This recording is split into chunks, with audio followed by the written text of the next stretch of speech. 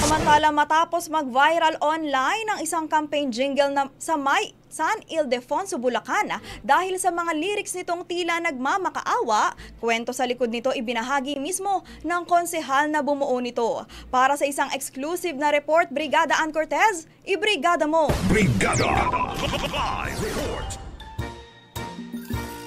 Parang awa nyo na, pangatlong laban ko na.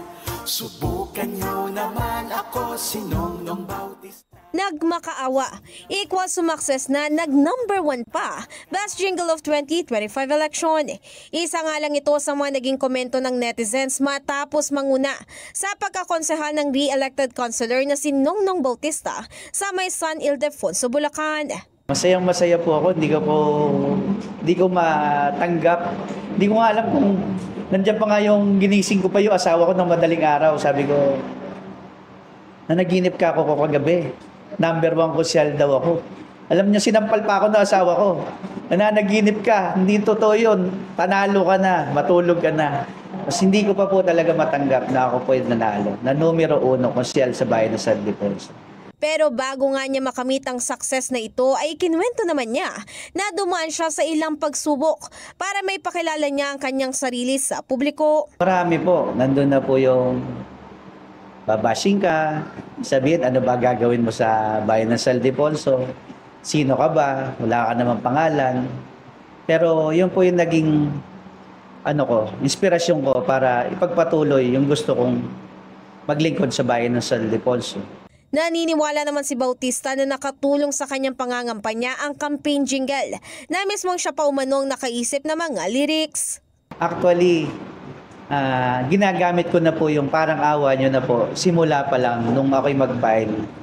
Ginamit ko na po yun dahil gustong-gusto ko po talagang magserbisyo sa bayan ng San Ildefonso. Kaya ginamit ko po yun.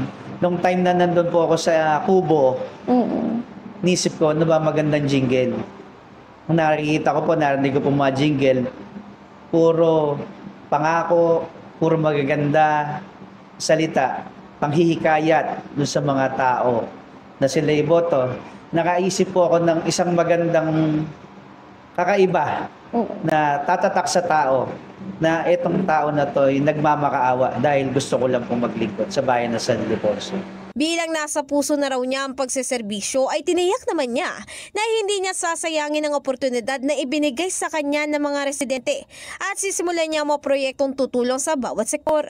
Mahaba man nga ang nilakbay ni Bautista bago niya makamtan ng tagumpay, ay laking pasasalamat niya sa Panginoon at maging sa kanyang yumaong ama na kanyang pinaniniwalaan naman na gumagabay sa kanya. Sabi nga sa kasabihan, try and try until you succeed. Pero para nga dito sa mga kandidato na ipinroklaman ng panalo, sana hindi dito natatapos. Habang para naman sa mga botante ay katulad nga ng sinabi ng COMELEC ay hindi dapat natatapos ang mismong pag-monitor sa mga kandidatong nanalo. Ito ay upang mapanatili ang integridad ng demokrasya.